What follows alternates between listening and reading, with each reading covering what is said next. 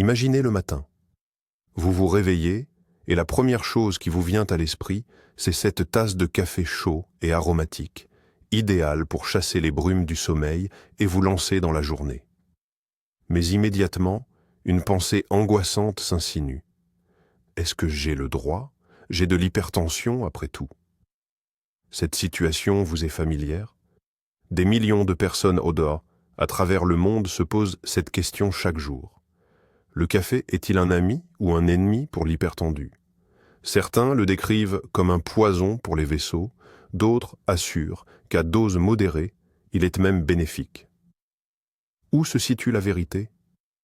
Et si je vous disais que votre café matinal n'est pas forcément votre ennemi, mais qu'il pourrait être un allié dans votre quête de santé cardiaque? À condition, bien sûr, de respecter certaines règles, des règles essentielles. Dans cette vidéo, avec l'aide d'un médecin, nous allons enfin tirer cela au clair. Nous n'allons pas nous contenter d'un simple oui ou non. Nous allons plonger au cœur de la biochimie, analyser les dernières études scientifiques et vous donner des instructions précises pour savourer votre boisson préférée sans aucun risque pour votre santé. Restez jusqu'à la fin, car vous découvrirez quelle erreur fatale transforme cette boisson potentiellement bénéfique en une menace pour votre cœur. Pour saisir toute la complexité de la relation entre le café et la tension artérielle, faisons un bref retour sur l'histoire. Le café est une boisson millénaire, enveloppée de légendes et de mythes. Il a été tour à tour interdit, considéré comme une potion démoniaque ou célébré comme un remède universel. Médecins et chercheurs débattent de ses effets depuis des siècles. Ce débat est devenu particulièrement virulent au XXe siècle, lorsque l'hypertension est devenue un enjeu majeur de santé publique mondiale. Les premières études, menées au milieu du siècle dernier, montraient souvent un lien direct. Vous buviez du café, votre tension montait en flèche. Se basant sur ces données, les médecins de la vieille école interdisaient catégoriquement le café à leurs patients hypertendus. Cette interdiction est si profondément ancrée dans les esprits que beaucoup la considèrent encore aujourd'hui comme une vérité absolue. Cependant, la science évolue. De nouvelles méthodes de recherche, plus vastes et menées sur le long terme, ont permis d'aborder la question sous un angle complètement différent. Les scientifiques ont commencé à prendre en compte non seulement l'effet immédiat d'une seule tasse, mais aussi l'impact de la consommation régulière de café sur l'organisme sur plusieurs années. Ils ont intégré des facteurs cruciaux tels que la génétique, le mode de vie et le régime alimentaire des participants. Les résultats de ces nouvelles études se sont révélés, disons-le, inattendus et même paradoxaux. Ils ont contraint la communauté médicale à revoir ses anciens dogmes. Nous disposons aujourd'hui d'une masse de données considérable qui nous permet d'apporter une réponse bien plus mesurée et nuancée. Nous n'agissons plus à la légère, nous analysons. Dans cette vidéo, nous nous baserons uniquement sur ces données modernes et probantes, afin de distinguer les faits des mythes dépassés et de vous aider à prendre une décision éclairée concernant votre santé. Alors, commençons par le tout début, par ce moment précis où vous prenez la première gorgée de ce café chaud et aromatique. Que se passe-t-il à l'intérieur de votre corps durant ces quelques secondes? Imaginez une danse biochimique complexe dont le danseur principal est la molécule de caféine. Une fois dans la circulation sanguine, elle entame son voyage vers le cerveau, et c'est là que l'action principale se déroule. Dans notre cerveau, il existe des substances spéciales appelées neurotransmetteurs, qui sont responsables de la transmission des signaux entre les cellules nerveuses. L'un de ces neurotransmetteurs est l'adénosine. On pourrait le qualifier de calmant naturel de notre corps. Tout au long de la journée, le niveau d'adénosine s'accumule progressivement, et le soir, il signale au cerveau qu'il est temps de se reposer, provoquant cette sensation de fatigue et de somnolence. Il ralentit l'activité des neurones et dilate les vaisseaux sanguins pour assurer une meilleure oxygénation pendant le sommeil. Or, la molécule de caféine est étonnamment similaire en structure à la molécule d'adénosine. Cela lui permet, tel un espion rusé muni d'un faux laissez-passer, de se loger à la place de l'adénosine sur ses récepteurs à la surface des cellules nerveuses. La caféine bloque littéralement ces récepteurs, empêchant l'adénosine de faire son travail. Le cerveau, ne recevant plus les signaux apaisants, interprète cela comme une urgence dans l'organisme. Il perçoit cette absence de signal comme une alerte. En réponse à cette alarme, l'hypophyse, une petite glande située à la base du cerveau, envoie un signal aux glandes surrénales. Et les surrénales, à leur tour, commencent à produire activement des hormones du stress, l'adrénaline et le cortisol. C'est précisément ce pic hormonal qui est la cause première de l'effet stimulant que nous apprécions tant dans le café. Votre cœur se met à battre plus vite, vos pupilles se dilatent légèrement, votre respiration s'accélère et votre foie libère une dose supplémentaire de sucre dans le sang pour une énergie immédiate. C'est la réaction classique de lutte ou fuite, programmée par l'évolution pour nous permettre de survivre dans des situations dangereuses. Et c'est ici que nous abordons le point crucial pour les personnes souffrant d'hypertension. L'adrénaline, entre autres effets, provoque la constriction des vaisseaux sanguins. Lorsque les vaisseaux se contractent, leur diamètre se réduit et le cœur doit travailler plus fort pour y propulser le même volume de sang. Cela entraîne inévitablement une augmentation de la tension artérielle qui est certes brève mais tout à fait perceptible. C'est une réaction purement physiologique, ni bonne ni mauvaise, juste un fait avéré. C'est d'ailleurs cet effet que l'on peut mesurer avec un tensiomètre, 30 à 40 minutes après avoir bu une tasse de café. Pour une personne en bonne santé, dont les vaisseaux sont souples et élastiques, ce pic temporaire est généralement sans conséquence. Mais pour quelqu'un qui souffre déjà d'hypertension, dont les vaisseaux sont moins flexibles et déjà sous forte contrainte, cette poussée supplémentaire peut représenter une épreuve sérieuse. C'est pourquoi la compréhension de ce mécanisme primaire est la première et la plus essentielle des étapes vers une consommation de café éclairée lorsqu'on a de la tension. Nous ne faisons pas que boire une boisson, nous déclenchons toute une cascade de réactions hormonales et vasculaires. Maintenant que nous avons compris le mécanisme derrière cette hausse de tension instantanée, une question logique se pose. À quel point et pendant combien de temps le café augmente-t-il la pression artérielle? C'est une question essentielle, car la réponse détermine si cet effet est réellement dangereux pour une personne souffrant d'hypertension. Imaginez un graphique. Sur l'axe X, nous avons le temps. Sur l'axe Y, le niveau de la pression artérielle. Au moment où vous buvez votre café, votre tension est à votre niveau habituel. Environ 30 minutes plus tard, la courbe commence à grimper. Le pic est généralement atteint dans l'heure qui suit la consommation de la boisson. Quel sera le niveau de ce pic? Les études montrent qu'en moyenne, la pression systolique, c'est-à-dire la maximale, peut augmenter de 5 à 10 mm de mercure, mmHg, et la diastolique, la minimale, de 5 à 7 mmHg.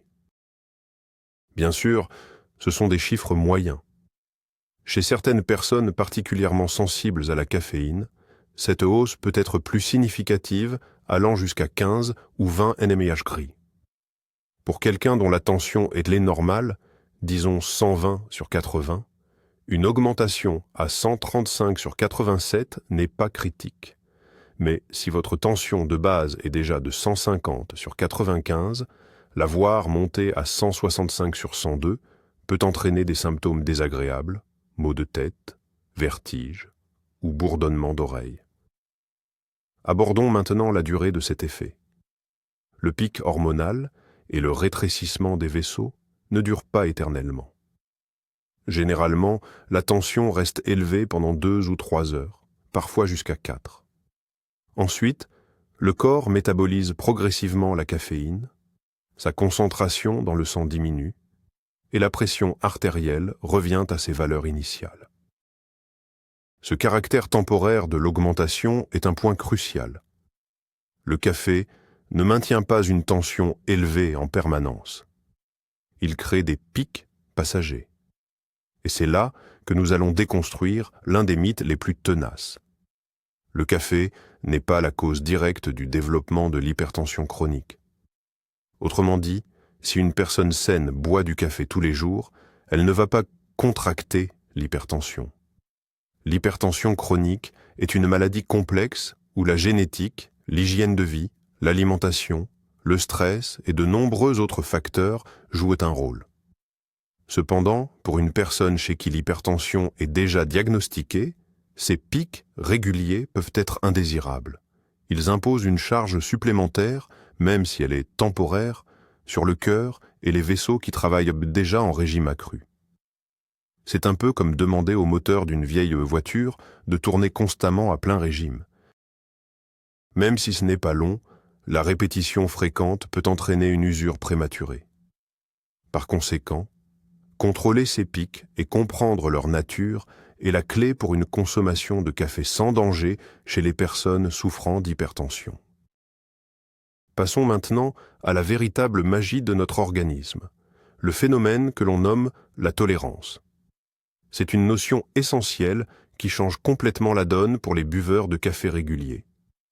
Qu'est-ce que la tolérance, ou plus simplement l'accoutumance? Imaginez que vous habitiez près d'une voie ferrée. La première nuit, le bruit assourdissant des trains vous empêche de dormir. Une semaine plus tard, vous n'y faites presque plus attention. Votre cerveau s'est adapté et ne perçoit plus ce son comme une menace ou un signal important. C'est à peu près ce qui se passe avec notre corps face à la caféine. Quand on commence à boire du café quotidiennement, le cerveau et le système cardiovasculaire s'adaptent à la présence constante de cette substance. Rappelez-vous, nous avons dit que la caféine bloque les récepteurs d'adénosine. Eh bien, notre cerveau, intelligent, voyant que ces récepteurs sont constamment occupés, se met à en créer de nouveaux, des récepteurs d'adénosine supplémentaires. C'est comme s'il augmentait le nombre de places assises pour son calmant naturel, afin de compenser l'effet bloquant de la caféine. En conséquence, il faut de plus en plus de caféine pour obtenir le même effet stimulant. C'est ce qui explique pourquoi un néophyte peut se sentir revigoré par une seule tasse, tandis qu'un buveur régulier en aura besoin de 3 pour le même résultat. Mais ce qui nous intéresse le plus, c'est ce qui se passe avec la tension artérielle. Grâce à cette adaptation, l'organisme ne réagit plus aussi violemment à chaque dose de caféine. La libération d'adrénaline est moins marquée et les vaisseaux ne se contractent plus aussi brusquement. De nombreuses études confirment ce phénomène. Si vous prenez 2 groupes de personnes, celles qui boivent du café régulièrement et celles qui n'en ont pas bu depuis plusieurs mois, et que vous leur donnez la même dose de caféine, la réaction sera totalement différente. Chez les neeti, novices, la tension grimpera de manière significative, de 10 à 15 mm de mercure. Tandis que chez les buveurs habitués, la pression ne changera pas du tout ou n'augmentera que très légèrement, de 2 à 3 mm, ce qui est dans la marge d'erreur statistique. Ce phénomène de tolérance explique pourquoi de nombreux hypertoniques qui consomment du café depuis des années ne ressentent aucun effet négatif sur leur santé. Leur corps est tout simplement habitué. De là découle une règle pratique fondamentale. Le café représente le plus grand danger, non pas pour ceux qui en boivent constamment, mais pour ceux qui le consomment de manière occasionnelle. Si vous êtes hypertonique et que vous buvez du café une fois par mois, attendez-vous à ce que votre organisme réagisse comme la première fois, c'est-à-dire par un pic de tension marqué. Mais si vous en buvez 1 ou 2 tasses chaque jour, il est fort probable que votre corps se soit déjà adapté et que vous n'aurez pas de hausse soudaine. C'est paradoxal, mais c'est un fait. Pour un patient hypertendu, une consommation modérée et régulière peut être plus sûre qu'une consommation rare et épisodique. Nous avons déjà établi que la réaction au café varie énormément d'une personne à l'autre. Mais quelle en est la raison profonde? Comment se fait-il que quelqu'un puisse boire un double expresso le soir et dormir paisiblement, tandis qu'une autre personne ressent des palpitations jusqu'au soir après un simple cappuccino matinal? La réponse se trouve dans nos gènes. Oui, la génétique joue un rôle fondamental dans la manière dont notre corps gère la caféine. Le principal acteur de ce métabolisme est une enzyme spécifique du foie, nommée cytochrome P450-1A2, ou, plus simplement, CYP1A2. Cette enzyme fonctionne comme une véritable usine de traitement, décomposant les molécules de caféine pour les préparer à l'élimination. Or, le gène qui code cette enzyme peut présenter différentes variations d'un individu à l'autre.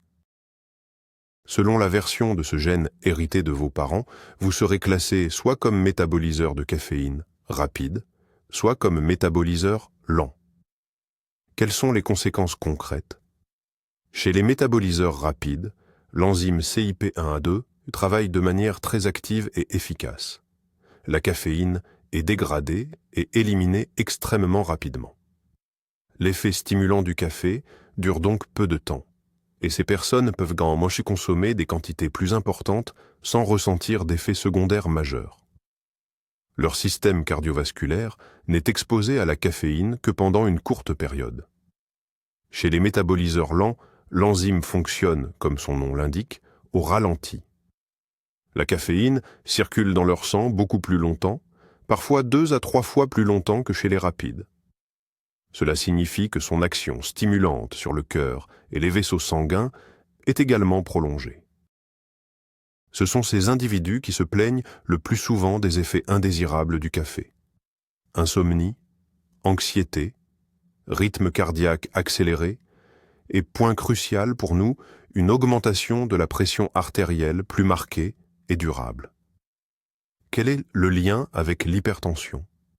De vastes études scientifiques ont démontré que pour les métaboliseurs lents de la caféine, notamment ceux qui souffrent déjà d'hypertension, la consommation régulière de café peut être associée à un risque accru de complications cardiovasculaires, comme l'infarctus du myocarde.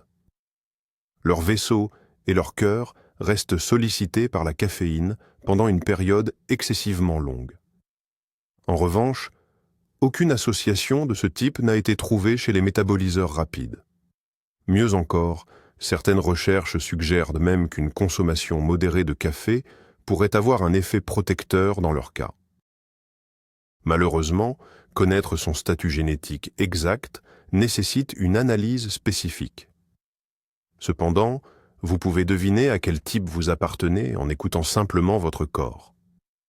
Si les effets du café durent longtemps, s'ils perturbent votre sommeil, même après la tasse de midi, ou si votre cœur bat la chamade, il est fort probable que vous soyez un métaboliseur lent.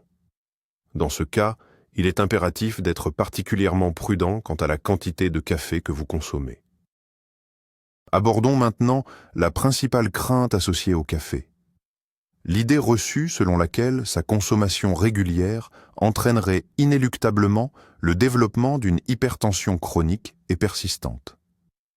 Ce mythe est si tenace que de nombreuses personnes en parfaite santé, avec une tension normale, évitent le café, craignant qu'il ne abîme leurs vaisseaux et ne les rende hypertendus. Mais y a-t-il une quelconque base scientifique à cette affirmation?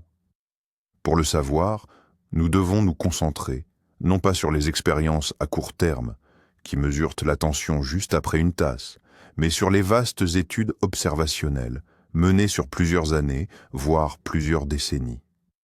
Dans ces travaux, les scientifiques suivent des dizaines, voire des centaines de milliers de participants. Ils enregistrent leur consommation de café et observent chez qui l'hypertension se développe avec le temps. Et que révèlent les conclusions de ces études d'envergure mondiale? Elles révèlent quelque chose de totalement inattendu pour les adeptes de la théorie du « café, c'est le mal ». L'écrasante majorité des grandes recherches menées au cours des 2 dernières décennies n'a établi aucun lien entre la consommation régulière et modérée de café et le risque de développer de l'hypertension. Mieux encore, certaines de ces études ont même mis en évidence, à la surprise des chercheurs, une corrélation inverse. Autrement dit, les personnes qui buvaient 2 à 3 tasses de café par jour présentaient un risque d'hypertension légèrement inférieur à celui des personnes n'en consommant pas du tout. Comment est-ce possible alors que nous savons que la caféine provoque effectivement un pic de tension? C'est ce que l'on appelle le paradoxe du café. L'effet à court terme de la caféine, mesurable au tensiomètre, est une chose. L'impact à long terme de l'ensemble des composés contenus dans le grain de café en est une autre. Le café n'est pas juste de l'eau et de la caféine, c'est un cocktail chimique complexe, renfermant plus d'1 millier de composés bioactifs différents. Et bon nombre de ces substances sont en réalité bénéfiques pour le système cardiovasculaire. Nous y reviendrons en détail plus tard. Le rapport régulier exercerait une action protectrice à long terme sur les vaisseaux, améliorant leur élasticité et luttant contre l'inflammation et le stress oxydatif.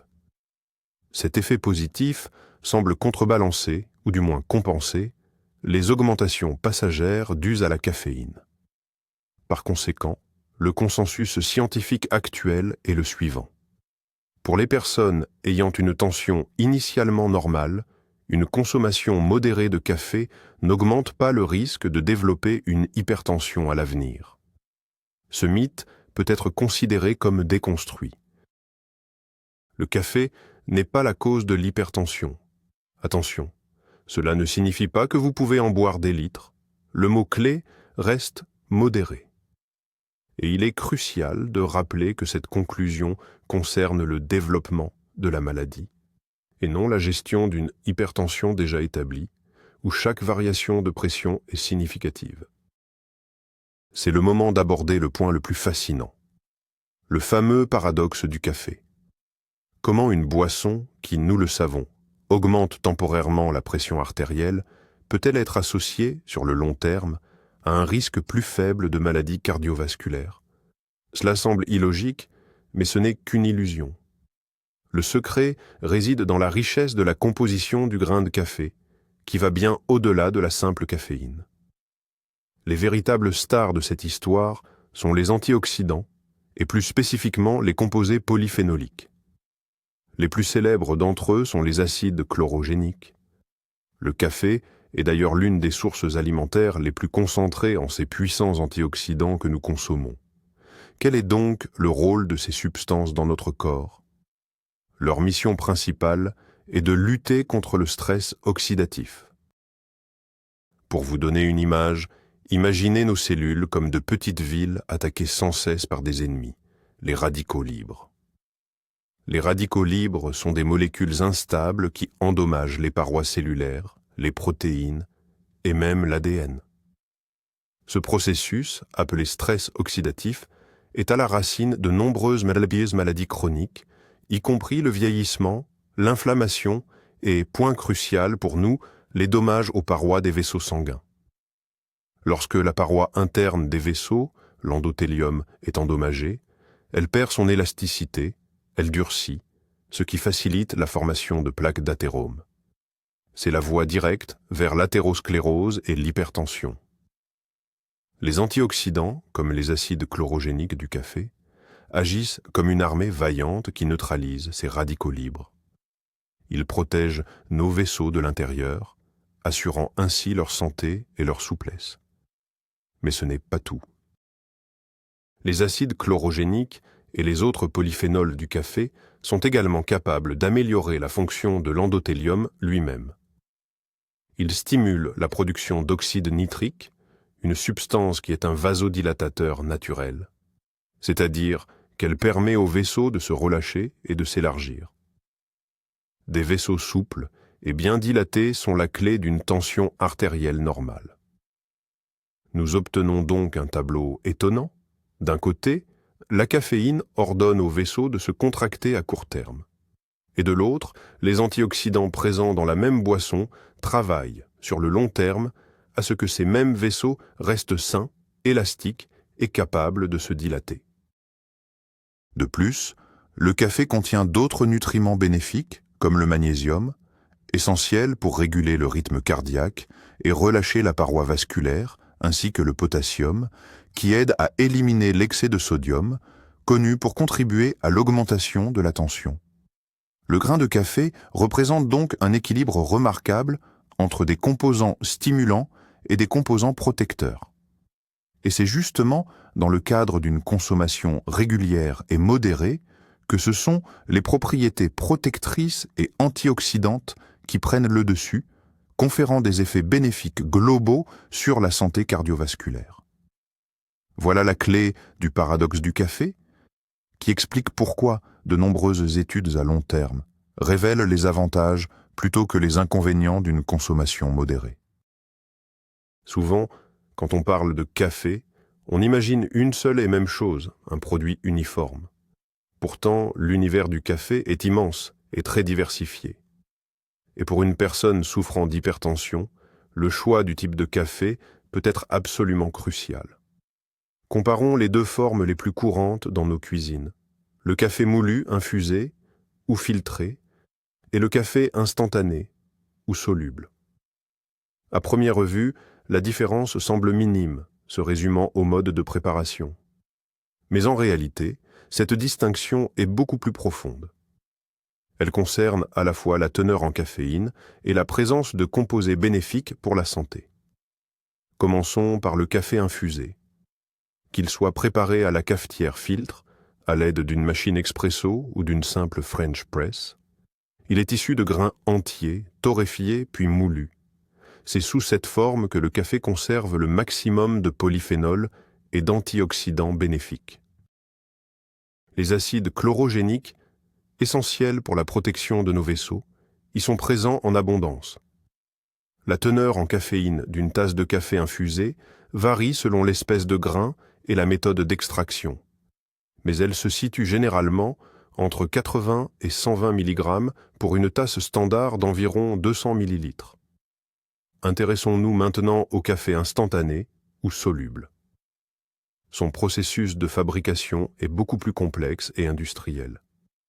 On commence par torréfier et moudre les grains, puis on en extrait un concentré très fort. Cet extrait est ensuite séché de deux manières, soit par atomisation, c'est-à-dire pulvérisation dans l'air chaud pour obtenir de la poudre, soit par lyophilisation, c'est-à-dire congélation puis séchage sous vide, pour obtenir les fameux granulés ou cristaux. Malheureusement, cette intense transformation technologique entraîne la perte d'une partie significative des substances bénéfiques, y compris les précieux acides chlorogéniques. Certaines études indiquent que le café soluble pourrait en contenir 2, voire 3 fois moins que le café infusé. Et la caféine? Il y a un paradoxe. Pour le soluble, on utilise souvent des variétés moins chères, principalement du Robusta. Or, le Robusta est naturellement 1,5 fois à 2 fois plus riche en caféine que l'Arabica, souvent utilisé pour le café moulu. Cependant, même si une partie de la caféine est perdue lors du traitement, la teneur finale reste généralement un peu plus faible que dans le café infusé. En moyenne, 60 à 80 mg par tasse. Quelle conclusion doit en tirer une personne hypertendue? Si vous consommez du café principalement pour ses vertus protectrices vasculaires, le choix est clair. Optez pour le café moulu et infusé. C'est là que vous obtiendrez le maximum d'antioxydants. Si, à l'inverse, votre objectif est de minimiser l'apport en caféine, le café instantané pourrait sembler plus approprié. Attention, car en faisant ce choix, vous vous privez d'une grande partie des bienfaits. Le meilleur compromis pour une personne souffrant d'hypertension serait probablement un Arabica de bonne qualité, infusé de manière légère. Vous bénéficierez ainsi d'une dose modérée de caféine, tout en conservant le spectre complet des substances bénéfiques pour vos vaisseaux. Le café instantané doit idéalement rester une solution de dépannage, lorsque vous n'avez aucune autre alternative. Nous discutons souvent des mérites du café, mais négligeons fréquemment les ingrédients que nous y ajoutons. Or, ces compléments sont capables d'anéantir tous les bénéfices potentiels de la boisson, la transformant en une véritable bombe de sucre et de calories, particulièrement nocive en cas d'hypertension. Passons en revue les compagnons du café les plus populaires, et leur impact sur la tension artérielle. En première position, nous trouvons bien entendu le sucre. 2 ou 3 cuillères dans chaque tasse est une habitude pour beaucoup. Mais quel impact cela a-t-il sur nos vaisseaux sanguins? Le sucre, surtout consommé en grande quantité, provoque un pic rapide d'insuline dans le sang. Un taux d'insuline chroniquement élevé peut ensuite entraîner une rétention de sodium et d'eau dans l'organisme, ce qui augmente directement la pression artérielle. De plus, l'excès de sucre favorise le développement de l'inflammation systémique, endommageant les parois des vaisseaux et les rendant plus rigides. N'oublions pas non plus que le sucre apporte des calories vides qui mènent à la prise de poids. L'obésité étant l'un des principaux facteurs de risque de développement et d'aggravation de l'hypertension. Ainsi, en ajoutant du sucre à votre café, vous créez de toutes pièces un facteur puissant qui neutralise les propriétés antioxydantes bénéfiques du café. C'est comme appuyer simultanément sur l'accélérateur et sur le frein. Le deuxième ennemi en popularité, est constitué des crèmes grasses, en particulier celles d'origine végétale, ainsi que des sirops variés. Les crèmes, surtout celles à haute teneur en matière grasse, ajoutent une quantité importante de graisses saturées à la boisson.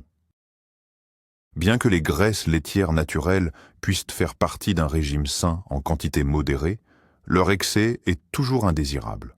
Quant aux sirops, caramel, vanille, chocolat, ils ne sont en substance qu'une solution concentrée de sucre avec des arômes.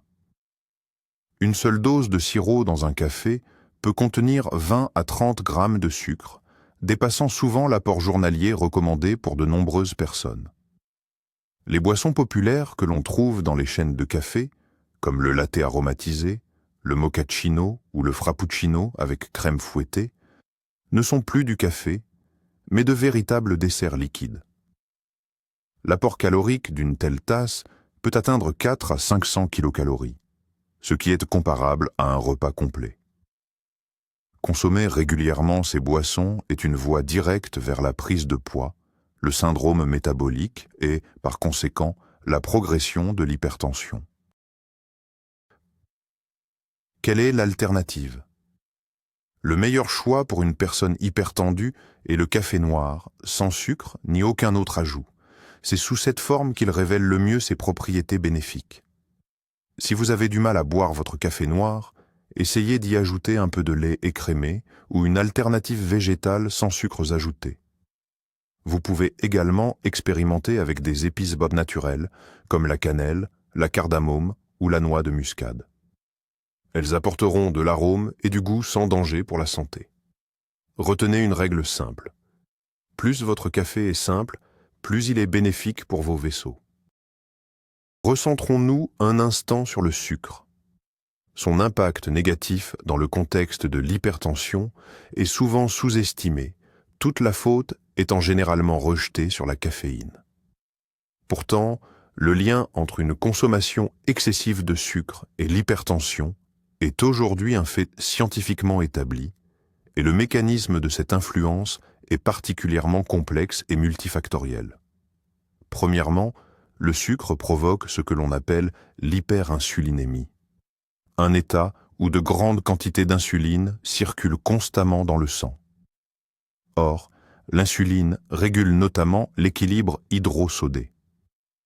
En cas d'excès, les reins deviennent moins efficaces pour éliminer le sodium et l'eau. Cette rétention de sodium augmente le volume sanguin circulant et par conséquent la pression exercée sur les parois des vaisseaux. C'est l'un des mécanismes les plus directs et les plus rapides reliant le sucre à l'hypertension. Deuxièmement, un régime riche en sucre, en particulier en fructose, présent dans de nombreux édulcorants et sirops, entraîne une production accrue d'acide urique. Un taux élevé d'acide urique dans le sang n'est pas seulement un risque de goutte, mais aussi un facteur puissant qui endommage l'endothélium, la paroi interne de nos vaisseaux. Lorsque l'endothélium est dit et lésé, il ne produit plus suffisamment d'oxyde nitrique, notre vasodilatateur naturel. Les vaisseaux perdent leur capacité à se détendre, deviennent plus rigides, ce qui fait inévitablement monter la tension. Le troisième mécanisme implique l'activation du système nerveux sympathique. Consommer beaucoup de sucre peut déclencher cette activation, entraînant une accélération du rythme cardiaque et une constriction des vaisseaux périphériques, une réaction très similaire à celle provoquée par l'adrénaline. En ajoutant du sucre à votre café, vous infligez donc un double coup dur à vos vaisseaux, celui de la caféine et celui du sucre. Le quatrième mécanisme, et peut-être le plus crucial à long terme, est la prise de poids. Les boissons sucrées, y compris le café additionné de sucre ou de sirop, sont une source majeure de calories vides dans notre alimentation moderne. Elles n'apportent aucune satiété, mais favorisent l'accumulation de graisse, notamment la graisse viscérale, celle qui entoure nos organes internes. Or, la graisse viscérale n'est pas un simple réservoir passif d'énergie. C'est un organe endocrinien actif qui sécrète des hormones et des substances pro-inflammatoires, contribuant au développement de la résistance à l'insuline, de l'inflammation systémique et bien sûr de l'hypertension. En résumé, chaque cuillère de sucre dans votre café est un petit pas vers l'aggravation de votre problème de tension. Se défaire de cette habitude peut apporter bien plus de bénéfices pour le contrôle de l'hypertension qu'un abandon total du café lui-même. C'est la preuve que ce n'est pas toujours l'ingrédient principal, mais son accompagnement qui joue un rôle décisif et négatif. Pour de nombreux hypertendus craignant l'effet de la caféine sur leur tension artérielle, le café décaféiné, ou déca, semble être la solution idéale. Il permet de savourer le goût et l'arôme habituels sans craindre pour la santé de ses vaisseaux. Mais est-ce si simple? Le déca est-il un substitut parfaitement sûr et complet au café ordinaire? Commençons par comprendre comment la caféine est retirée du café. Il existe plusieurs méthodes de décaféination. La plus ancienne et la moins coûteuse utilise des solvants chimiques, comme le dichlorométhane, ou l'acétate d'éthyle. Les grains de café sont trempés dans ces substances qui extraient la caféine. Ensuite, les grains sont rincés puis torréfiés. Bien que les fabricants assurent que les résidus de solvants sont minimes et sans danger, cette méthode suscite souvent des inquiétudes chez les consommateurs. Les techniques plus modernes et plus coûteuses incluent le procédé à l'eau suisse, ou Swiss Water Process, et la méthode au dioxyde de carbone supercritique. Dans ces cas, aucun produit chimique agressif n'est utilisé, rendant ces grains considérés comme plus purs et préférables. Si vous choisissez du déca, il est judicieux de rechercher la méthode de décaféination sur l'emballage. Passons à la question essentielle. Ce café conserve-t-il tous ses bienfaits? Malheureusement, lors du processus de décaféination, surtout avec les méthodes chimiques, une partie des polyphénols et des antioxydants bénéfiques est perdue en même temps que la caféine. Selon les estimations, la teneur en acide chlorogénique dans le déca peut être inférieure de 15 à 30% par rapport au café standard. Ses propriétés protectrices pour les vaisseaux sont donc légèrement diminuées, même si elles ne disparaissent pas totalement. Il est crucial de savoir que le terme « café sans caféine » n'est pas tout à fait exact. Il est techniquement impossible d'éliminer absolument toute la caféine des grains. Les normes exigent qu'au moins 97% de la caféine soit retirée.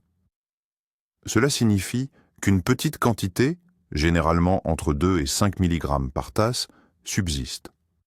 Pour la majorité des gens, cette dose est insignifiante. Cependant, chez les personnes ayant une sensibilité extrême à la caféine, même cette quantité minimale pourrait théoriquement provoquer une légère réaction. Le déca influence-t-il la tension? La plupart des études indiquent que non, puisque la substance active principale responsable des pics de tension a été retirée. Le déca n'a pas cet impact aigu sur le système cardiovasculaire. Il ne provoque ni libération d'adrénaline, ni constriction des vaisseaux. Par conséquent, pour gérer les hausses de pression, le déca représente effectivement une alternative beaucoup plus sûre pour les hypertendus. En conclusion, le déca est un excellent compromis. Vous sacrifiez une partie des bénéfices antioxydants et peut-être quelques subtiles notes de saveur, mais vous obtenez une boisson qui ne provoquera pas d'augmentation soudaine de la tension. C'est une excellente option pour l'après-midi, lorsque la stimulation caféinée n'est plus souhaitée, ou pour les hypertendus qui tolèrent très mal le café classique. Pour les personnes souffrant d'hypertension, il est crucial de considérer non seulement le type et la quantité de café consommé, mais aussi le moment de la journée. Bien choisir l'heure de votre pause café permet de minimiser les risques potentiels et de profiter pleinement de cette boisson sans nuire à votre santé. Ces règles reposent sur la compréhension de nos biorhythmes quotidiens et de notre physiologie. Règle 1. Jamais immédiatement après le réveil. La première règle est la plus importante. Ne buvez jamais de café immédiatement après le réveil. Bien que cette habitude soit très courante, elle est loin d'être idéale d'un point de vue endocrinologique, surtout si vous êtes hypertendu. En effet, tôt le matin, généralement entre 6 et 8 heures, notre corps produit naturellement son pic maximal de cortisol.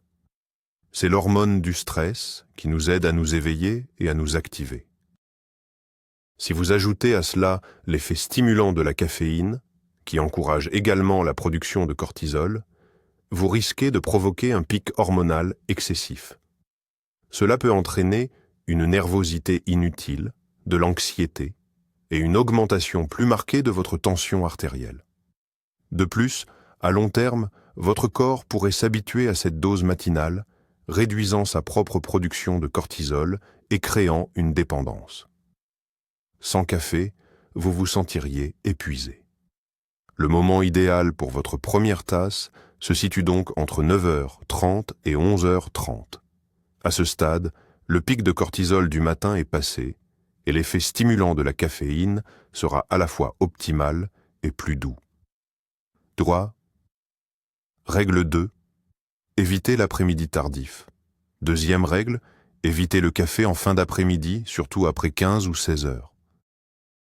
Nous savons que chez certaines personnes, notamment les métaboliseurs lents, la caféine peut rester dans le sang très longtemps, parfois 8 à 10 heures. Une tasse bue à 16 heures pourrait facilement vous empêcher de dormir correctement à 23 heures. Or, un sommeil nocturne de qualité est l'un des facteurs essentiels pour le contrôle de la tension. C'est durant le sommeil que notre système cardiovasculaire se repose et se régénère, entraînant une baisse naturelle de la pression artérielle. Le manque de sommeil chronique est, à l'inverse, un facteur de risque majeur d'hypertension. En sacrifiant votre sommeil pour une tasse en soirée, vous portez un double coup à votre santé. De l'Arabujul, règle 3. Pas avant un effort ou un stress. Troisième règle, ne consommez jamais de café juste avant un effort physique intense ou une situation stressante. Que ce soit avant une réunion importante, un discours en public ou un entraînement exigeant, une tasse de café peut sembler être une bonne idée pour augmenter votre tonus. Cependant, le stress et l'exercice physique augmentent naturellement la pression et accélèrent le rythme cardiaque.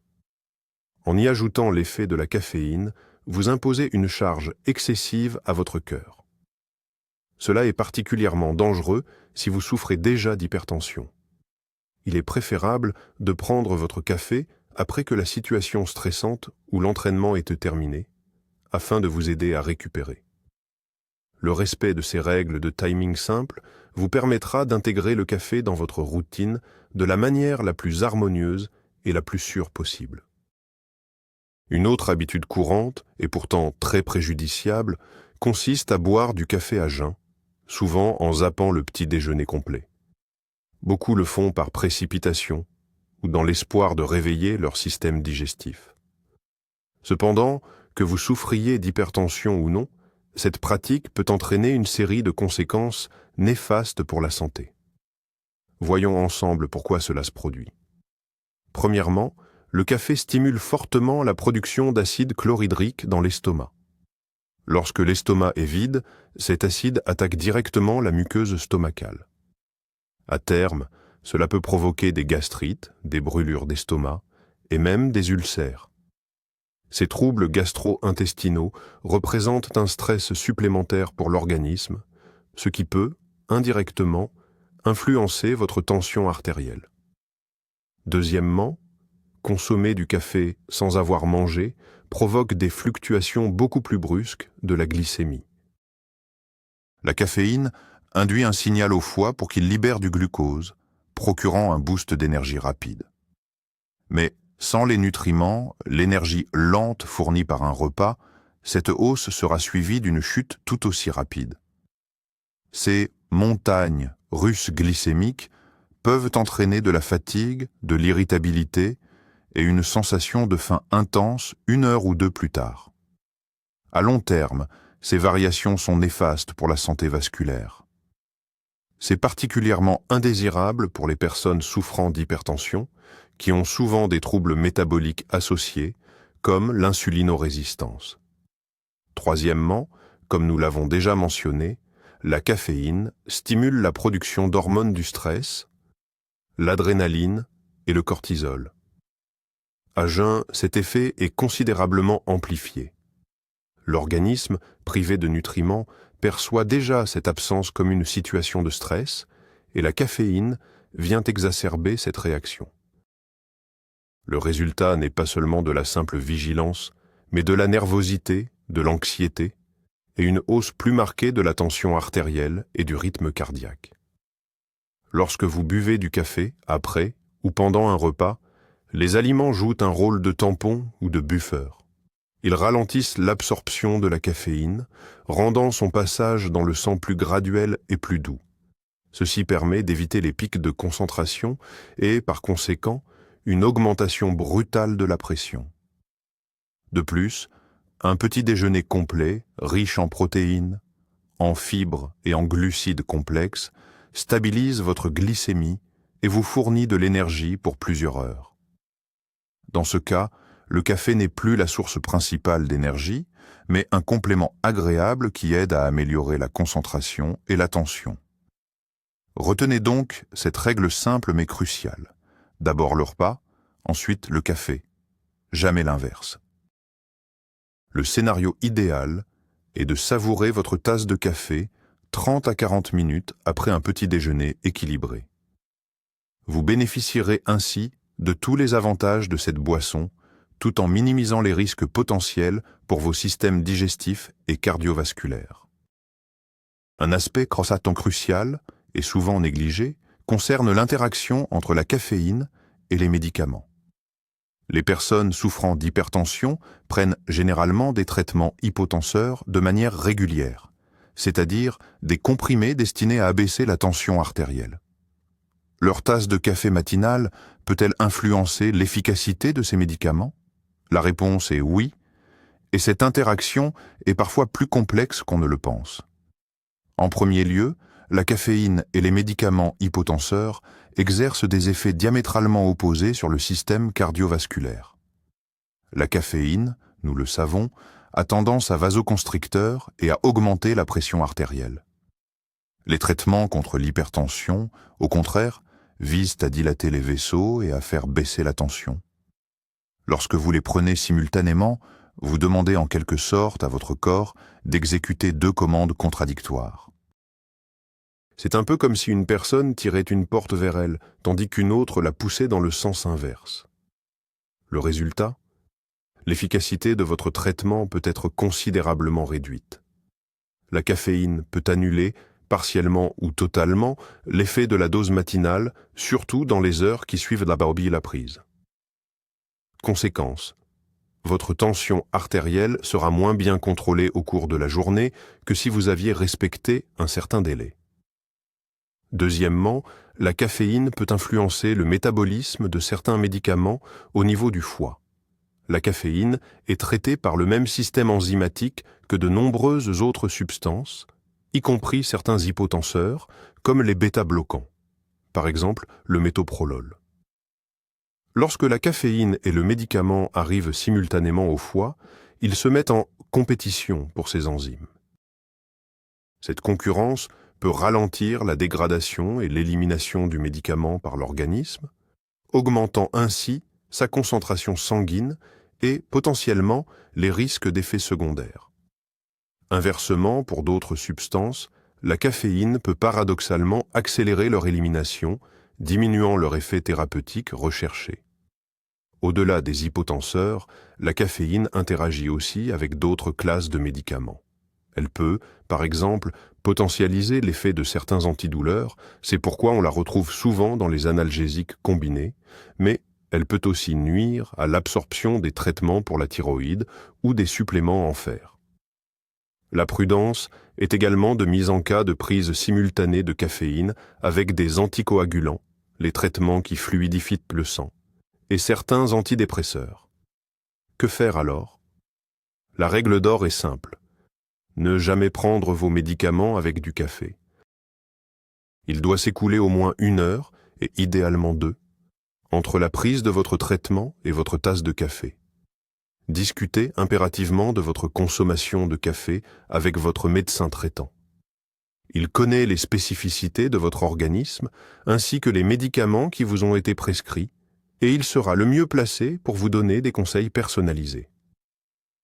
Il sera peut-être nécessaire d'ajuster la posologie, l'heure de prise, ou même la quantité de café que vous buvez. Ne prenez jamais d'initiative personnelle dans ce domaine, car il en va de l'efficacité de votre traitement et de la santé de votre cœur.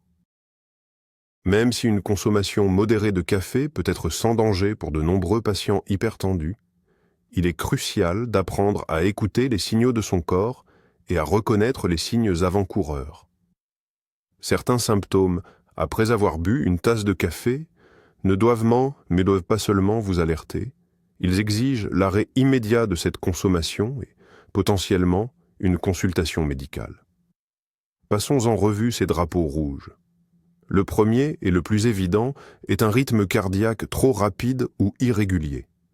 Si vous sentez que votre cœur bat la chamade, qu'il saute des battements, qu'il est chaotique ou avec des ratés, cela pourrait être un signe d'arythmie provoquée par la caféine.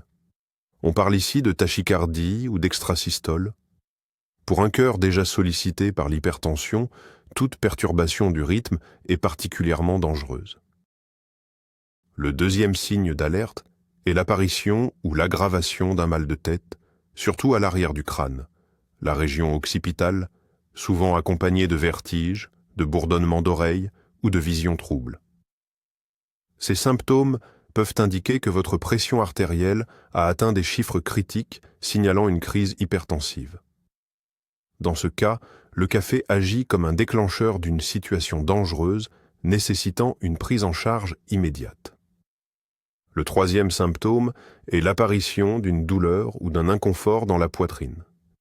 Cette douleur peut être oppressive, constrictive ou une sensation de brûlure et peut irradier vers le bras gauche, le cou ou l'omoplate. De telles sensations après un café sont une raison très sérieuse de s'inquiéter car elles peuvent signaler une angine de poitrine, c'est-à-dire un apport sanguin insuffisant aux muscles cardiaques.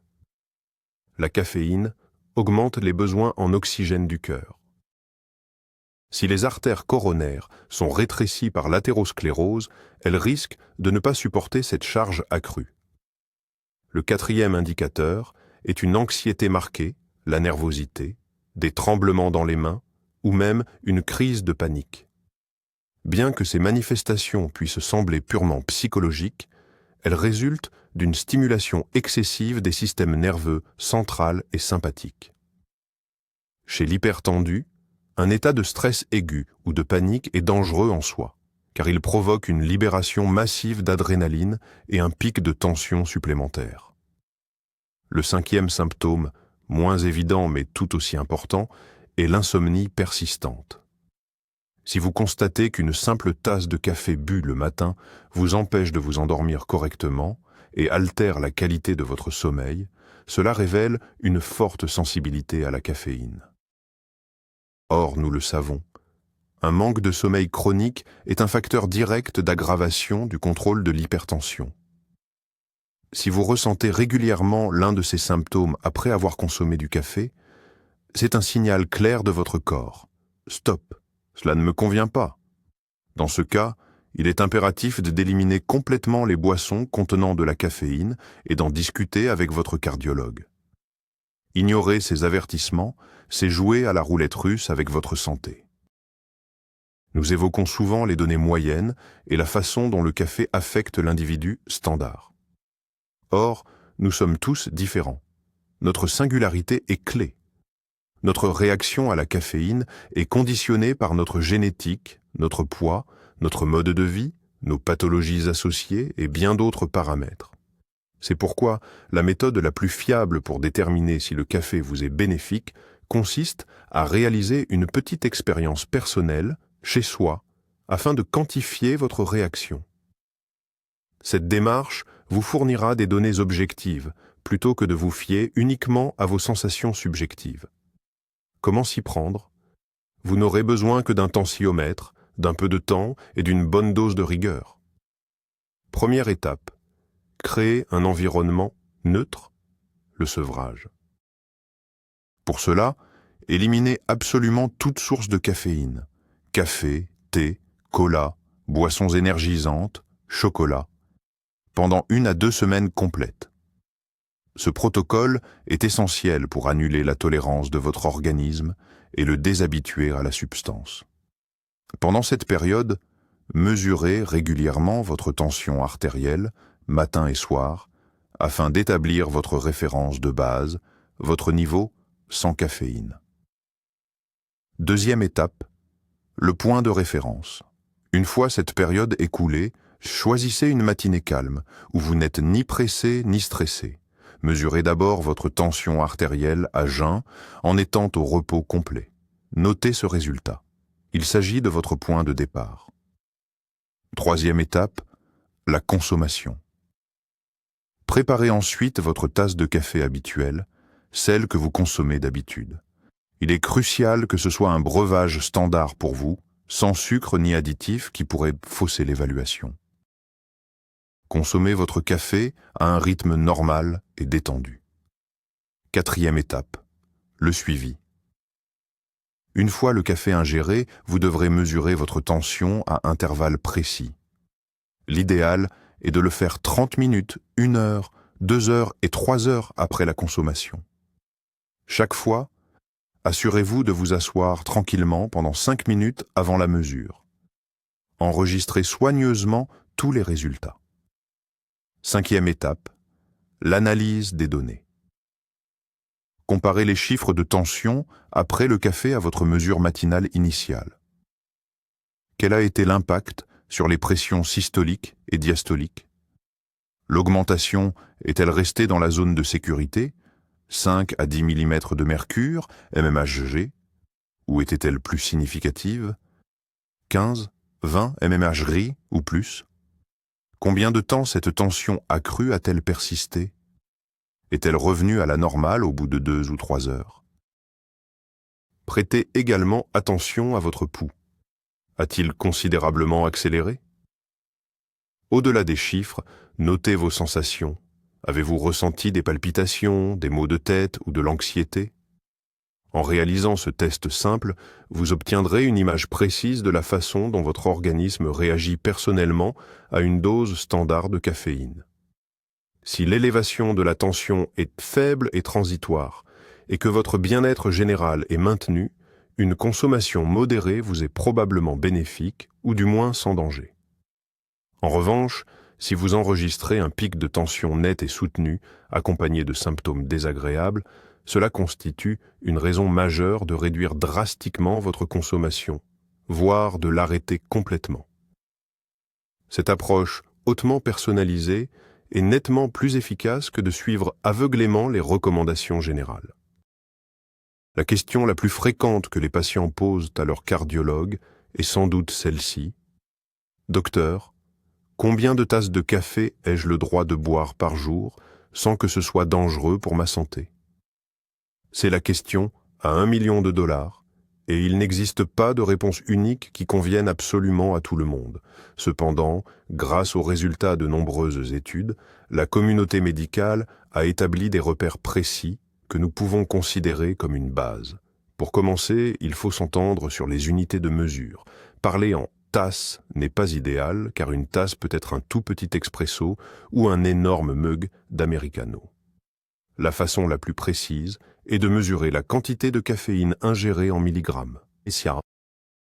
Les associations cardiologiques modernes, notamment l'American Heart Association, s'accordent à dire que pour la plupart des adultes, y compris ceux dont l'hypertension est bien contrôlée, une dose allant jusqu'à 300 ou 400 mg de caféine par jour est considérée comme relativement sûre. Attention, cette limite doit être abaissée pour les personnes souffrant d'hypertension artérielle. La majorité des médecins recommandent aux patients hypertendus de ne pas dépasser 200 mg de caféine par jour. Que représente 200 mg de caféine dans nos boissons habituelles?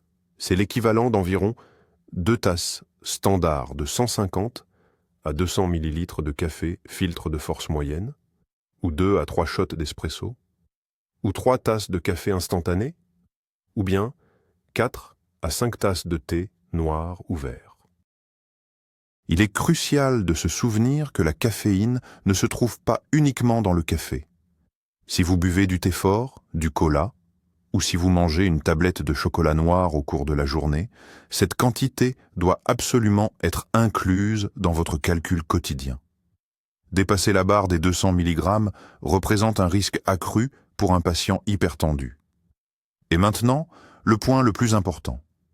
Ces chiffres ne sont ni une autorisation universelle, ni une forme d'indulgence médicale. Il s'agit simplement de la limite supérieure à ne pas dépasser. Pour beaucoup d'hypertendus, notamment ceux que l'on appelle les métaboliseurs lents, qui sont très sensibles à la caféine, ou ceux dont la pression artérielle est mal contrôlée, même cette dose maximale peut s'avérer excessive. L'approche idéale repose sur le principe de la dose minimale efficace. Si une seule tasse de café par jour suffit à vous donner de l'énergie et du plaisir, ne vous forcez pas à en boire une deuxième sous prétexte que c'est autorisé. Moins vous consommez de caféine, moins vous créez de risques potentiels pour votre système cardiovasculaire. La dose la plus sûre et la plus optimale pour la majorité des hypertendus est fixée à une maximum 2 tasses de café naturel léger, prises en première partie de journée. Cela vous permet de profiter des bienfaits des antioxydants et d'un agréable rituel sans surcharger inutilement votre cœur et vos vaisseaux. Et bien sûr, vous devez toujours mettre en balance ces recommandations générales avec les résultats de votre test personnel, dont nous avons déjà parlé, et surtout avec votre ressenti. N'oubliez pas que votre corps est votre meilleur conseiller. Nous avons déjà mentionné les acides chlorogéniques à plusieurs reprises comme étant le principal composant bénéfique du café. Attardons-nous sur eux plus en détail et examinons les mécanismes supplémentaires, au-delà de leur rôle antioxydant, qui permettent à ces substances d'exercer un effet positif sur la santé cardiovasculaire. L'acide chlorogénique n'est pas une substance unique, mais plutôt un groupe de composés que l'on trouve en grande quantité dans les grains de café vert, c'est-à-dire non torréfiés. Bien que leur concentration diminue légèrement lors de la torréfaction, elle reste suffisamment élevée dans le café infusé pour garantir un effet biologique notable. L'une des propriétés essentielles des acides chlorogéniques est leur capacité à moduler le métabolisme du glucose. Les recherches indiquent que ces composés peuvent ralentir l'absorption du glucose au niveau intestinal après les repas. Cela permet d'éviter les pics soudains de glycémie et d'insuline dans le sang. Un taux de sucre stable est un facteur crucial pour la santé des vaisseaux. Comme nous le savons, des pics élevés de glucose et d'insuline favorisent l'inflammation, l'altération de l'endothélium et l'augmentation de la rigidité de la paroi vasculaire. En maintenant un profil glycémique plus régulier, les acides chlorogéniques protègent indirectement les vaisseaux et aident à prévenir le syndrome métabolique et le diabète de type 2, deux conditions étroitement liées à l'hypertension. Un autre mécanisme clé concerne l'impact direct sur la tension artérielle. Certaines études, menées à la fois sur des animaux et des humains, ont démontré que la consommation régulière d'extraits de café vert, riche en acide chlorogénique, peut entraîner une réduction modérée, mais statistiquement significative, de la tension artérielle. On pense que cet effet est dû à plusieurs facteurs. Premièrement, comme mentionné précédemment, il favorise la production d'oxyde nitrique, un vasodilatateur. Deuxièmement, il pourrait exercer un léger effet diurétique, aidant à l'élimination de l'excès de sodium. Troisièmement, il possède des propriétés anti-inflammatoires, réduisant l'inflammation systémique, un facteur connu contribuant au développement de l'hypertension. De plus, les acides chlorogéniques peuvent avoir un impact positif sur le profil lipidique sanguin. Certaines études montrent qu'ils aident à réduire les niveaux de mauvais, cholestérol ou lipoprotéines de basse densité, ainsi que les triglycérides. La normalisation du taux de cholestérol ralentit la formation de plaques d'athérosclérose dans les vaisseaux, ce qui est essentiel dans la prévention et le traitement de l'hypertension et de ses complications. Il en résulte un étonnant mariage dans une seule tasse de café. D'un côté, la caféine, qui peut provoquer une augmentation transitoire de la pression artérielle. De l'autre, les acides chlorogéniques et d'autres polyphénols qui, à long terme, agissent prigihais pour réduire la tension, améliorer le métabolisme et protéger les vaisseaux. C'est cette dualité intrinsèque qui fait du café une boisson si unique et complexe à évaluer de manière univoque. Quand on parle de café soluble, il y a un autre aspect à considérer, qui, bien que non directement lié à la tension artérielle, reste crucial pour notre santé globale. Je parle ici de l'acrylamide.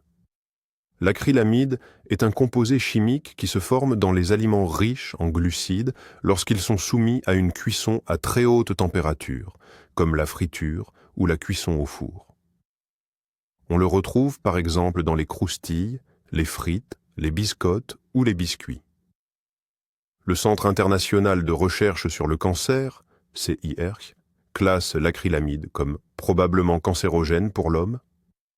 Cela signifie que des études menées sur des animaux ont montré qu'il pourrait provoquer le cancer, mais nous manquons encore de preuves concluantes chez l'humain.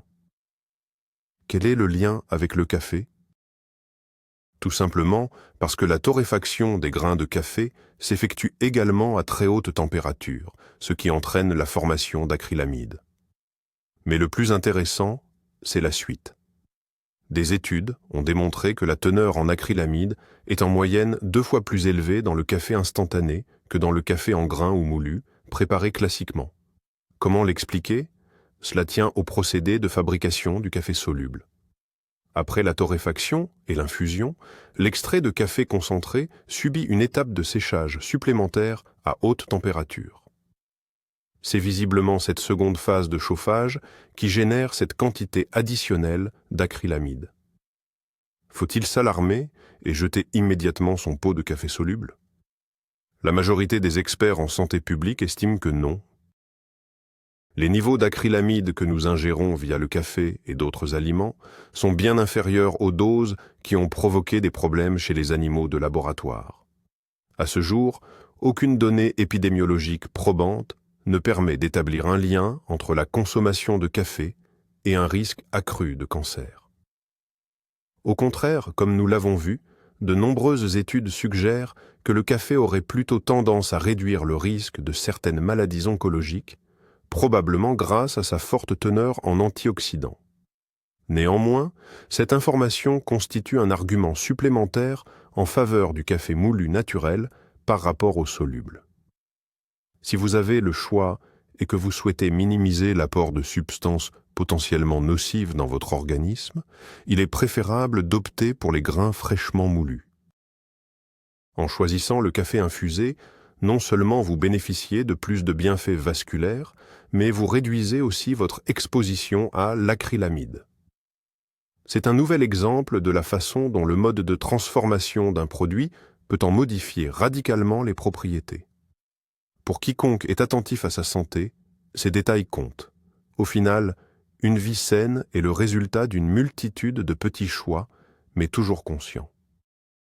Un autre facteur crucial qui influence à la fois le goût et la composition chimique du café, c'est son degré de torréfaction. Lorsque vous achetez vos grains, vous voyez souvent des indications comme torréfaction claire, moyenne ou fait foncé. Pour la plupart des gens, il s'agit juste d'une question de préférence gustative. Mais si vous êtes sujet à l'hypertension, cette distinction est bien plus significative. Examinons comment la torréfaction affecte deux composants essentiels pour notre santé, la caféine et les acides chlorogéniques. Commençons par la caféine. Il existe un mythe tenace selon lequel le café foncé et amer, comme l'espresso italien, contient le plus de caféine. En réalité, c'est l'inverse qui est vrai. Bien que la caféine soit une substance relativement stable, elle commence à se dégrader légèrement lorsqu'elle est soumise à des températures élevées pendant une longue période. Le processus de torréfaction est un chauffage prolongé. Plus les grains sont torréfiés longtemps, c'est-à-dire plus la torréfaction est foncée, plus la caféine a le temps de se volatiliser. Par conséquent, la teneur en caféine est maximale dans les grains à torréfaction claire. Elle est un peu réduite dans une torréfaction moyenne, et elle est la plus basse dans une torréfaction foncée. La différence n'est pas spectaculaire. Elle se situe généralement autour de 10 à 15%. Mais elle est présente. Si votre objectif est de maximiser la vigueur, optez pour la torréfaction claire. Mais si, en tant que personne hypertendue, vous souhaitez réduire votre consommation de caféine sans changer le nombre de tasses, le café foncé pourrait être la meilleure option. Il y a maintenant les acides chlorogéniques. Ici, la situation est tout l'inverse.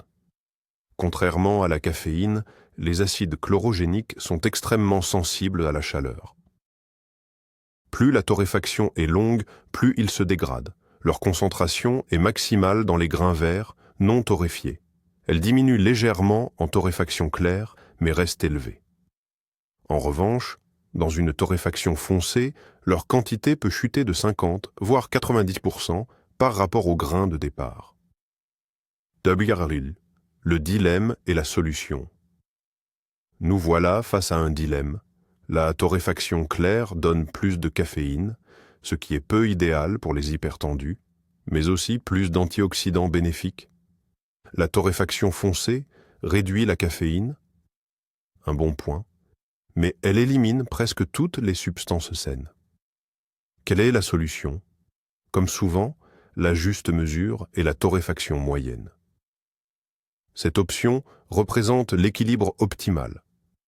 La teneur en caféine y est déjà légèrement inférieure à celle du café clair, tout en conservant une quantité significative des précieux acides chlorogéniques et autres polyphénols. C'est pourquoi la torréfaction moyenne est souvent recommandée pour une consommation quotidienne, surtout si vous cherchez à combiner saveur, énergie et bienfaits pour votre santé. La prochaine fois que vous choisirez votre café en magasin, ne vous arrêtez donc pas seulement à l'origine, mais aussi au degré de torréfaction. Ce détail peut vous aider à adapter parfaitement votre boisson aux besoins spécifiques de votre corps. Nous avons tendance à analyser l'impact des aliments et des boissons sur notre corps de manière isolée. Pourtant, dans la vie réelle, la situation est beaucoup plus complexe. L'effet d'une tasse de café peut être décuplé ou modifié selon les circonstances dans lesquelles vous la buvez. Et l'une des combinaisons les plus dangereuses pour une personne souffrant d'hypertension, c'est le redoutable café et stress. Imaginons une scène classique. Au bureau, c'est le coup de feu, les délais s'enflamment, votre chef exige un rapport. Vous vous sentez épuisé et tendu. Pour vous rebooster et retrouver votre concentration, vous vous préparez un café bien serré. Que se passe-t-il alors dans votre corps? La situation stressante active déjà le système nerveux sympathique, provoquant la libération d'hormones de stress, l'adrénaline et le cortisol. Votre cœur bat plus vite, vos vaisseaux sanguins sont contractés et votre tension est déjà plus élevée qu'au repos. C'est la réaction naturelle de l'organisme face à une menace. À cela, vous ajoutez la caféine qui, nous le savons, a exactement le même effet. Elle stimule la production d'adrénaline et de cortisol. C'est un double, voire un triple choc pour votre système cardiovasculaire. Le taux d'hormones de stress dans votre sang atteint des sommets. La pression artérielle s'envole, bien plus que si vous aviez bu ce même café dans une ambiance sereine. Cela engendre une charge maximale et extrême sur le cœur et les parois des vaisseaux. Répéter régulièrement ces situations mène directement à l'usure prématurée du système cardiovasculaire et à l'aggravation de l'hypertension. De plus, cette combinaison crée un véritable cercle vicieux. En buvant du café sous l'effet du stress, vous ressentez un soulagement temporaire et un regain d'énergie. Votre cerveau mémorise cette association. Stress, café, soulagement. La fois suivante, dans une situation similaire, votre main se portera automatiquement vers la tasse. C'est ainsi que se développe une dépendance psychologique. Vous commencez à utiliser le café non plus comme un rituel agréable, mais comme un remède contre le stress et la fatigue. Or, ce faux remède ne fait qu'exacerber le stress physiologique imposé à votre organisme. Que faire ? Il est crucial d'apprendre à dissocier ces deux concepts. Le café doit rester une récompense et un plaisir, et non un outil pour combattre le stress. Si vous vous sentez nerveux et survolté, une tasse de café est la pire chose que vous puissiez vous offrir. Essayez plutôt d'autres méthodes plus saines pour relâcher la pression. Sortez prendre l'air pendant 5 minutes, faites quelques respirations profondes, buvez un verre d'eau ou effectuez de légers étirements. Ce n'est qu'après vous être calmé que vous pourrez prendre votre café, dans le calme, afin d'en savourer le goût et l'arôme. Retenez ceci, le café est fait pour la détente, et non pour fouetter un cheval épuisé.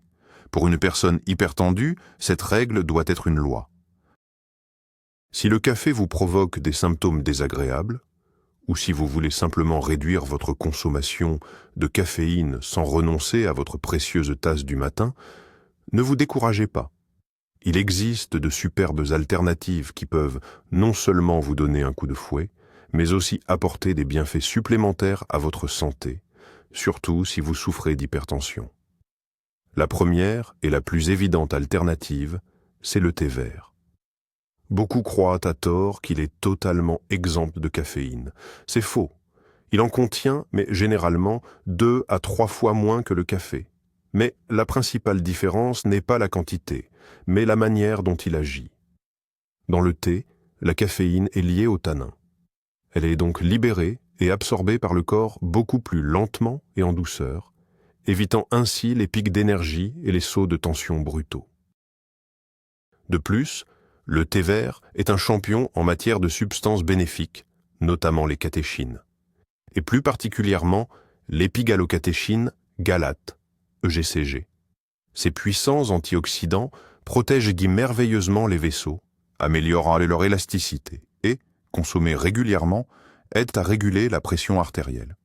La deuxième excellente alternative, souvent injustement oubliée, c'est la chicorée. Cette boisson, faite à partir de la racine, ressemble au café par son goût et sa couleur, mais ne contient pas le moindre milligramme de caféine. Elle est donc parfaitement sûre pour les personnes souffrant d'hypertension, à toute heure. Mais la chicorée n'est pas une simple imitation. Elle est très riche en inuline, une forme de fibre qui agit comme un prébiotique. L'inuline nourrit les bonnes bactéries de notre intestin. Or, la santé de notre microbiote intestinal, comme le montrent les recherches récentes, est directement liée à la santé globale, y compris notre système cardiovasculaire. Un microbiote sain aide à maîtriser l'inflammation et peut même influencer le niveau de tension artérielle. Notre troisième option, ce sont les infusions et tisanes. Le choix est immense, et beaucoup d'entre elles possèdent des propriétés bénéfiques spécifiquement pour les hypertendus. Par exemple, le thé d'hibiscus, aussi appelé carcadé, a démontré dans plusieurs études sa capacité à faire baisser doucement la tension artérielle lorsqu'il est consommé régulièrement. La menthe ou la mélisse apaisent merveilleusement le système nerveux et aident à gérer le stress, facteur connu d'augmentation de la pression. La camomille améliore le sommeil, ce qui est crucial pour le contrôle de l'hypertension. Vous pouvez aussi essayer des boissons à base d'orge ou de seigle, très populaires dans d'autres cultures. Elles sont sans caféine et offrent une saveur douce et agréable. Expérimentez, essayez différentes options. Vous pourriez découvrir votre nouvelle boisson préférée, qui ne sera pas seulement un substitut au café, mais aussi votre petite contribution quotidienne à la santé de votre cœur et de vos vaisseaux.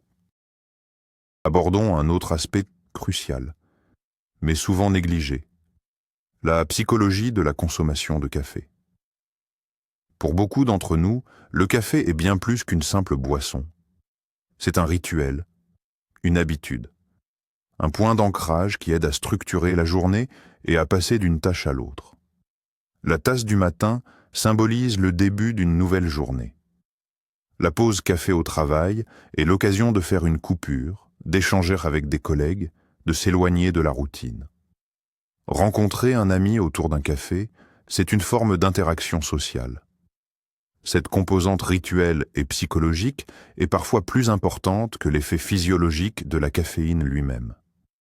C'est pourquoi, lorsqu'un médecin dit à un patient hypertendu « Vous devez arrêter le café », celui-ci ne le perçoit pas seulement comme une restriction alimentaire, mais comme la privation d'une partie importante de sa vie, d'une source de plaisir et de stabilité. C'est pour cette raison qu'il est si difficile pour beaucoup d'y renoncer, même en comprenant les dommages potentiels. Ils craignent de perdre non pas la vivacité d'esprit, mais le rituel lui-même. Que faire dans cette situation ? La clé du succès n'est pas de briser l'habitude, mais de la modifier. Vous n'avez pas besoin d'abandonner le rituel, seulement d'en remplacer le contenu. Si la tasse matinale est essentielle pour vous aider à vous réveiller, essayez de remplacer le café classique par du décaféiné ou de la chicorée. Vous conserverez le processus lui-même, l'arôme, la tasse chaude entre vos mains, quelques minutes en tête-à-tête avec vous-même avant de démarrer la journée. Votre cerveau recevra le signal habituel, mais votre corps n'absorbera pas de dose de stimulant. Si le café représente l'occasion d'une pause au travail, maintenez cette pause. Mais au lieu d'un café, préparez-vous une bonne tasse de thé vert ou une infusion. L'important ici, ce n'est pas la boisson, mais le fait de changer d'activité, de souffler. Vous pouvez toujours aller à la machine, vous tenir près de la fenêtre, discuter avec des collègues. Le rituel demeure, mais son contenu devient plus sain. Si vos rencontres entre amis sont associées à un latte dans un café, étudiez le menu. Aujourd'hui, on trouve dans presque tous les établissements une multitude d'alternatives, cacao, jus de fruits rouges, smoothie ou une grande variété de thé. Vous continuerez à vous asseoir à la même table, à échanger, à profiter de l'atmosphère. L'essentiel, c'est la compagnie, pas ce qu'il y a dans votre tasse. Comprendre ce sous-texte psychologique est essentiel. Lorsque vous réalisez ce que le rituel du café vous apporte réellement, il devient beaucoup plus simple de lui trouver un substitut sain sans vous sentir frustré. Ne luttez pas contre l'habitude, adaptez-la. Transformez un ancien rituel potentiellement nocif en un nouveau rituel bénéfique. C'est bien plus efficace qu'une simple interdiction ou qu'un effort de volonté qui mène souvent à des rechutes et à un sentiment de culpabilité. Dans l'univers du café, il existe une multitude de boissons dont les effets sur notre organisme varient. Comparons deux classiques italiens incontournables qui forment la base de la plupart des préparations, l'espresso et l'americano. On entend souvent dire que l'espresso est le café le plus puissant, le plus fort, et que l'americano n'est qu'une version légère et diluée. D'un point de vue gustatif, c'est tout à fait exact. L'espresso est une petite boisson très concentrée, dense, avec un goût extrêmement riche. L'americano, c'est le même espresso, mais allongé avec une grande quantité d'eau chaude, ce qui rend son goût plus doux et moins intense. Cependant, si nous examinons la teneur en caféine, le tableau n'est pas si clair. Qu'est-ce qu'une portion standard d'espresso? C'est environ 30 millilitres. Cette petite tasse contient en moyenne de 60 à 80 mg de caféine. La concentration par millilitre est très haute, certes, mais la quantité absolue de caféine dans une seule portion n'est pas si excessive. Et l'americano, alors? C'est une dose d'espresso à laquelle on ajoute 100 à 150 millilitres d'eau chaude. Le volume de la boisson est multiplié, mais la quantité de caféine, elle, reste strictement la même. Ces fameux 60 à 80 mg. Autrement dit, en buvant une tasse standard d'americano, vous ingérez exactement la même quantité de caféine qu'avec un simple shot d'espresso. La seule différence, c'est que vous la buvez plus longtemps, diluée dans un plus grand volume de liquide. Mais où se cache donc l'astuce? Elle se trouve dans la taille des récipients. Nous consommons rarement l'espresso dans de grandes tasses. En revanche, l'americano ou d'autres boissons à base d'espresso, comme le cappuccino ou le latte, sont souvent commandées en grand volume, 300 voire 400 millilitres. Pour préparer une telle portion, le barista utilise fréquemment non pas une, mais 2 doses d'espresso. Dans ce cas, votre grand americano ou latte contiendra non plus 60 à 80, mais bien 120 à 160 mg de caféine. C'est une dose sérieuse qui se rapproche de la limite journalière recommandée pour une personne souffrant d'hypertension. Quelle est la conclusion à tirer? Ne vous laissez pas tromper par le goût doux et le grand volume de votre americano. Vérifiez toujours, auprès du barista, le nombre de doses d'espresso utilisées pour votre boisson. Pour toute personne souffrant d'hypertension, la stratégie la plus sûre sera de choisir des boissons préparées avec une seule dose d'espresso. Si vous aimez l'espresso, une petite tasse est un excellent choix, car elle offre une dose contrôlée de caféine. Si vous préférez l'americano, demandez-le avec une seule dose, même si la tasse est grande. Ainsi, vous pourrez profiter plus longtemps de votre boisson, sans risquer une double dose de stimulant. Comprendre ces nuances vous permettra de faire des choix plus éclairés au café et de mieux gérer votre consommation quotidienne de caféine. Pendant toute cette discussion, nous avons passé au crible les moindres détails, les milligrammes de caféine, les acides chlorogéniques, le degré de torréfaction. Tout cela est crucial, bien sûr. Mais il est essentiel, en conclusion, de prendre du recul pour adopter une vision plus large, celle de l'approche holistique de la santé. Le café n'est ni un poison, ni un médicament miracle. Ce n'est qu'un élément parmi d'autres de votre hygiène de vie et de votre alimentation. Et son impact sur votre tension artérielle ne peut être isolé du reste. Imaginons 2 scénarios. Le premier individu, appelons-le Yvan, est en surpoids, sédentaire, fume, consomme beaucoup de plats salés et gras, est souvent stressé et dort mal. Malgré tout ça, il boit une tasse de café noir, sans sucre, par jour. Le second, que nous nommerons Pierre, maintient un poids santé, fait de l'exercice régulièrement, ne fume pas. Son alimentation est riche en fruits et légumes, il modère sa consommation de sel, gère bien son stress et bénéficie d'un sommeil réparateur.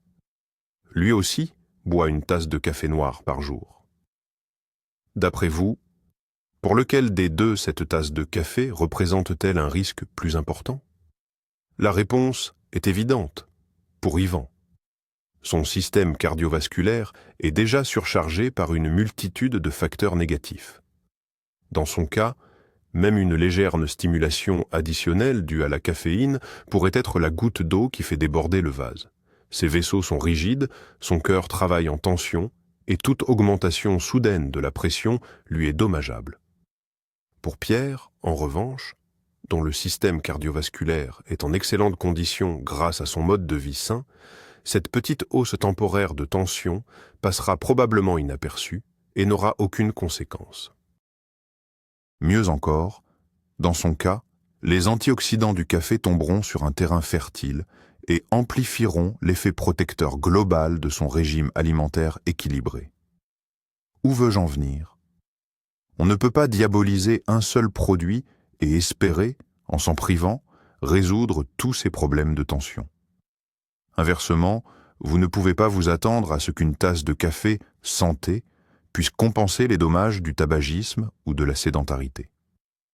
Le contrôle de l'hypertension est une tâche globale et complexe. Arrêter de fumer, normaliser son poids, faire de l'activité physique régulière et réduire l'apport en sel aura 100 fois plus d'impact sur la baisse de votre tension qu'un abandon total du café. Ainsi, lorsque vous vous posez la question « boire ou ne pas boire ?», gardez toujours à l'esprit la situation dans son ensemble. Si votre mode de vie est loin d'être idéal, il est peut-être pertinent, dans la première phase de gestion de l'hypertension, de supprimer tout stimulant, y compris le café, afin de ne pas ajouter de risques inutiles. Mais si vous avez déjà entrepris une démarche globale pour votre santé, alors 1 ou 2 tasses de café de qualité non seulement ne vous feront probablement aucun mal, mais pourront même s'intégrer harmonieusement à votre routine saine, vous apportant plaisir et bénéfices. Démystifions un mythe très populaire et tenace concernant l'impact du café sur l'épaisseur du sang et l'équilibre hydrique. On entend souvent l'affirmation suivante : le café est un diurétique puissant, il déshydrate le corps, épaissit le sang et provoque par conséquent une augmentation de la tension. Cela semble assez logique et beaucoup y adhèrent. Mais que dit la science moderne à ce sujet ? Il est vrai que la caféine possède un léger effet diurétique, c'est-à-dire qu'elle peut légèrement augmenter la production d'urine. Cet effet a été remarqué dans des études où des participants qui n'avaient pas consommé de caféine depuis longtemps en recevaient de fortes doses sous forme pure. Toutefois, lorsque nous parlons de la consommation de café en tant que boisson, la donne change. Premièrement, cet effet est très faible et de courte durée.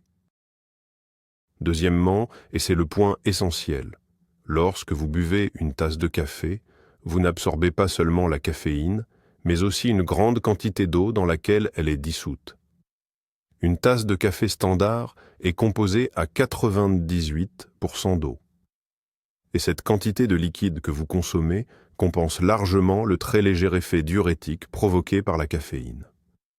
De nombreuses études modernes, comparant l'impact du café et de l'eau simple sur l'hydratation de l'organisme, sont arrivées à la même conclusion. En consommation modérée, jusqu'à 4 ou 5 tasses par jour, le café n'entraîne pas de déshydratation. Il hydrate l'organisme tout aussi efficacement que l'eau pure. Autrement dit, la tasse de café que vous buvez peut, et même doit, être comptabilisée dans votre apport hydrique quotidien. Le mythe selon lequel il faudrait boire un verre d'eau supplémentaire après chaque tasse de café pour compenser les pertes n'a aucune base scientifique. Bien sûr, boire suffisamment d'eau claire au long de la journée est crucial pour la santé, notamment pour réguler la tension. Mais il faut le faire non pas parce que le café vous assèche, mais simplement parce que l'eau est indispensable à notre organisme. Quant à l'épaississement du sang, puisque le café ne provoque pas de déshydratation significative, il n'a pas non plus d'impact majeur sur la viscosité sanguine. Le sang ne devient pas plus épais après une tasse de café. Cet argument fait également partie d'un mythe dépassé. Ainsi, il n'y a aucune raison de craindre que le café déshydrate votre organisme ou épaississe votre sang. Si on l'aborde de manière raisonnable, cette boisson est une source d'hydratation tout aussi valable que le thé ou l'eau.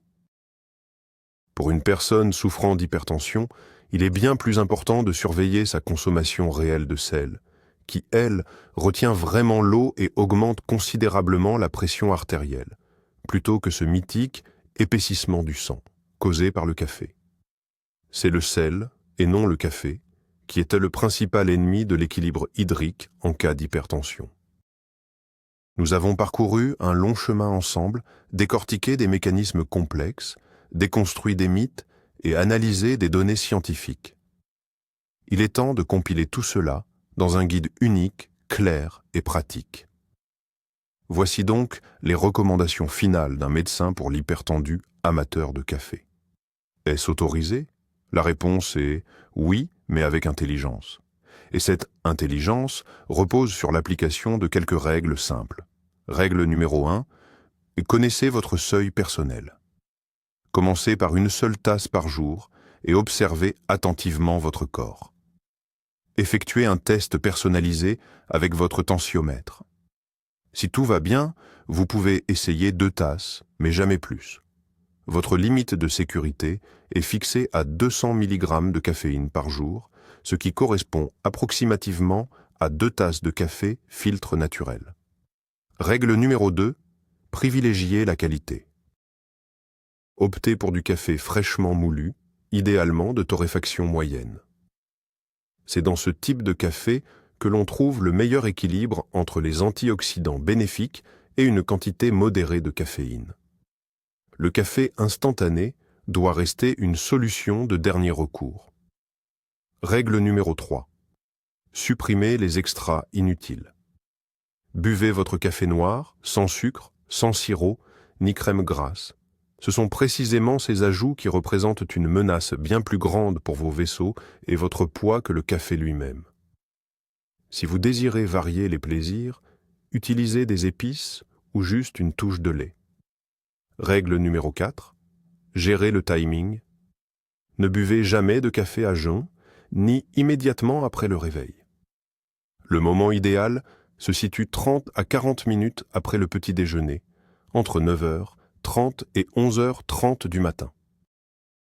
Évitez toute consommation l'après-midi afin de ne pas perturber votre sommeil, lequel est absolument essentiel pour la régulation de votre tension artérielle. Règle numéro 5. Le café n'est pas un remède anti-stress. N'utilisez pas le café pour vous stimuler lorsque vous êtes déjà en état de tension ou de fatigue. Cela impose une double charge dangereuse à votre cœur. Le café doit rester un rituel de plaisir réservé aux moments de calme.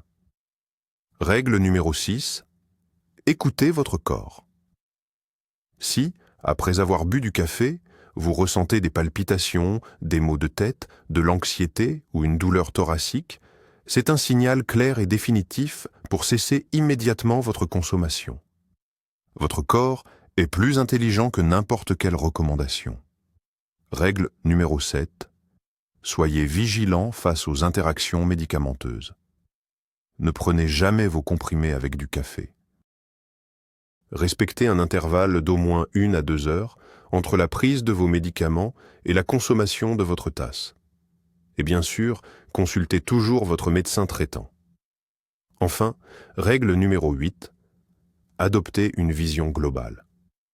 Le café n'est qu'un détail dans votre hygiène de vie. Le contrôle de votre poids, l'arrêt du tabac, l'activité physique et une alimentation saine sont des facteurs bien plus déterminants pour la santé de votre cœur que la seule question du café.